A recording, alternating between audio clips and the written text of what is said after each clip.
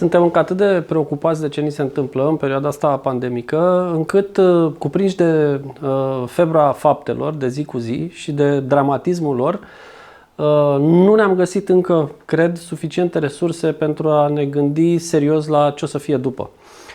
Ce o să fie după înseamnă nu doar după perioada asta pandemică propriu-zisă, atunci când cineva o să declare că pandemia a luat sfârșit, ci ce o să fie după în context educațional. Pentru că pentru prima dată probabil în istoria modernă a omenirii și în istoria școlii ca instituție, asistăm la probabil cel mai mare experiment neintenționat la care au fost supuse școlile. E un experiment fără design, neintenționat și, cum mai spunem noi în metodologia cercetării, un experiment fără grup de control. În ultima perioadă, peste 1,6 miliarde de copii din aproape 200 de țări ale lumii au fost încuiați în afara școlilor. Dincolo de cifre și dincolo de dramatismul lor, cred că e timpul să ne punem foarte serios întrebarea nu doar cum afectează pandemia educația, ci ce putem face astfel încât, pe de o parte, să minimizăm efectele pandemiei asupra educației, iar pe de altă parte, să avem niște strategii serioase de recuperare pentru perioada post-pandemică. 3 zone mi se par absolut esențiale. Prima zonă e legată de pierderile în învățare, learning loss, cum le spune deja literatura. A doua zonă extrem de importantă mi se pare cea legată de starea de bine a copiilor și a profesorilor. Și a treia zonă este zona inechităților. Dacă ne referim la pierderile în învățare, sunt studii foarte serioase care deja ne demonstrează că aici probabil avem cea mai mare problemă. Închiderea școlilor a ridicat ca primă problemă continuarea învățării și, într-adevăr, cu ajutorul tehnologiei, cu sprijinul școlilor, al profesorilor și, nu în ultimul rând, al părinților, o parte dintre copii au reușit să continue educația. Dar în cazul multora și de obicei a celor mai dezavantajați, odată cu închiderea școlilor s-au închis și procesele lor de învățare. Ori a închide procesele de învățare înseamnă a întrerupe niște procese mentale în care copiii s-au antrenat ani de zile, a le întrerupe brusc și fără niciun fel de perspectivă de revenire. Pierderile în învățare pot fi măsurate. Banca Mondială are niște studii foarte serioase în care vorbește despre learning poverty, sărăcia în învățare. Și studiile astea arată că există iertată să-mi fie exprimarea, un progres de aproximativ 10% în ceea ce privește copiii care au suferit pierderi în învățare, care îi duce în zona aceasta a învățării sărace. E un indicator foarte simplu. Ne uităm la copiii de 10 ani și vedem câți dintre ei au capacitatea de a citi și de a înțelege fără dificultate un text.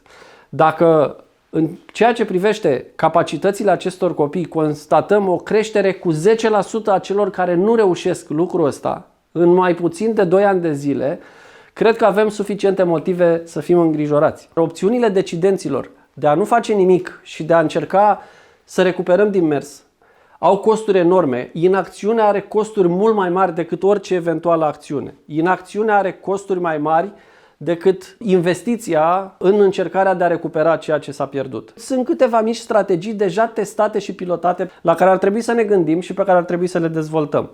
Una dintre ele este aceea de a preda în acord cu nivelul copiilor. Noi știm că în toată lumea aproape toți copiii sunt împărțiți pe clase și pe niveluri și pe vârste și așa mai departe. Ei bine, deficitele cu care s-au confruntat copiii în această perioadă nu mai țin neapărat de clasa în care s-au aflat.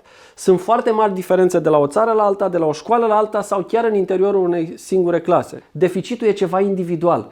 Acest ceva individual trebuie măsurat cu acuratețe și o parte, cred, a programului școlii ar trebui dedicat teaching at the level, cum spun britanicii, predării la nivelul de deficit sau de probleme cu care se confruntă anumiți copii. Evident că nu poți să dai peste cap toată organizarea școlii, dar poți decide ca pentru o perioadă de timp 5 ore să le petrecem în clasa noastră obișnuită și o oră pe zi să se producă în aceste grupe de nivel. Recuperarea deficitelor se produce mult mai rapid dacă adresarea lor se face în grupe care se confruntă cu același deficit.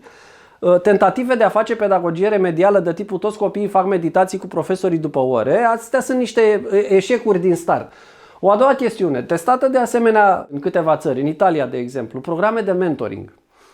Există copii mai mari, există studenți în universități, există adulți care ar putea să facă voluntariat și programele acestea de mentorat pe bază de voluntariat pot să fie extrem de eficiente. Componenta asta de responsabilitate socială, mentoratul acesta poate să fie un motor foarte important de recuperare a decalajelor.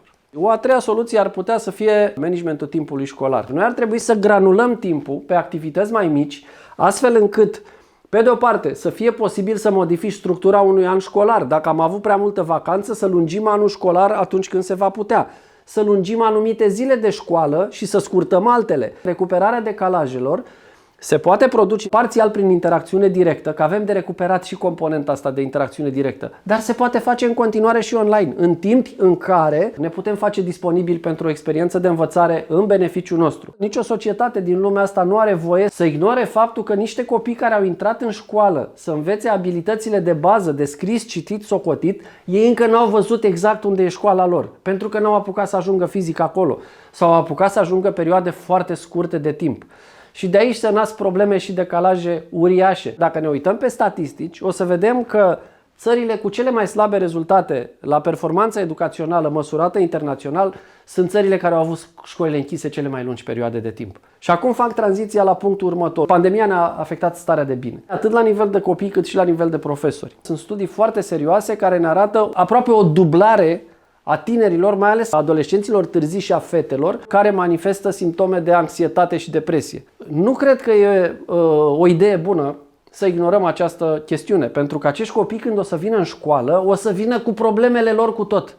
Cu problemele lor care nu țin doar de deficitele de învățare, ci țin și de o vulnerabilitate psihologică, de o vulnerabilitate emoțională și socială pe care școala ar trebui să o adreseze. Starea de bine nu e un moft. Starea de bine e o condiție necesară pentru învățare. Atunci când nu ne simțim bine dintr-un motiv sau altul, capacitatea noastră de a învăța e puternic diminuată.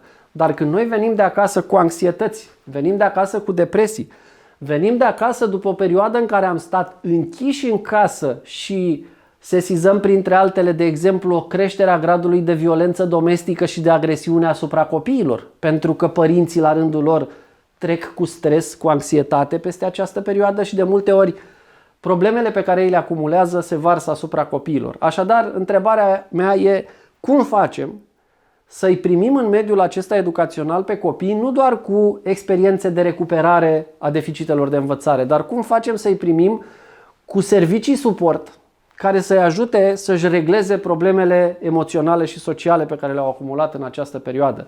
Și vorbim de Educational Support Services, servicii de sprijin educațional. Învățarea nu este doar despre profesor și interacțiunea cu elevul în clasă sau despre student și interacțiunea lui dintr-un anfiteatru cu profesorul. Este de multe ori despre medica cel în care ne aflăm acum, despre centre de învățare, despre consiliere, despre orientare în carieră, despre pedagogie remedială, despre asistarea nevoilor speciale. Eu cred că noi ne vom confrunta cu o foarte mare afluență de nevoi speciale și trebuie să ne pregătim să le răspundem. Aceste servicii de sprijin educațional sunt esențiale nu doar pentru starea de bine a copiilor, ele sunt esențiale pentru calitatea învățării. Cei care sunt în risc și în dezavantaj au suferit cele mai mari inechități în această perioadă. Au avut acces mai limitat la educație, au avut acces mai limitat la tehnologie, au beneficiat de mai puțin sprijin decât ceilalți și se poate observa cu ușurință o mărire a decalajelor. Existau deja discrepanțe care pun probleme foarte serioase armoniei sociale și bunei funcționări, iar acum aceste decalaje au crescut. De aceea, o abordare de tipul o singură intervenție se potrivește la toți este falită din start. Și revenind la problema inechităților, eu cred că poate că asta, deși o spun ca o a treia problemă, este în același timp și o oportunitate de a realiza că nu putem să mărim aceste inechități la nesfârșit fără ca ele să genereze tulburări sociale la propriu. Pentru că oamenii care sunt în permanență stigmatizați, marginalizați, care nu au acces la tot felul de resurse sau la drepturile lor fundamentale, cum ar fi dreptul la educație, mai devreme sau mai târziu, o să se revolte. Și vreau să subliniez faptul că școala nu e doar un loc de învățare și un loc de generare de stare de bine și de echilibru socio-emoțional. Școala pentru mulți copii din lume, sau chiar pentru mulți copii din România, e un loc sigur. Școala e un loc protejat, este acel loc în care oamenii se simt protejați și se simt în siguranță. Și profesorii, și elevii. Gândiți-vă că dispariția acestui sentiment de siguranță, pentru că școlile au fost închise, a generat la rândul său foarte multe probleme și, așa cum spuneam, aceste probleme sunt de o dimensiune exagerată pentru cei care oricum provin din grupuri vulnerabile, din grupuri de risc.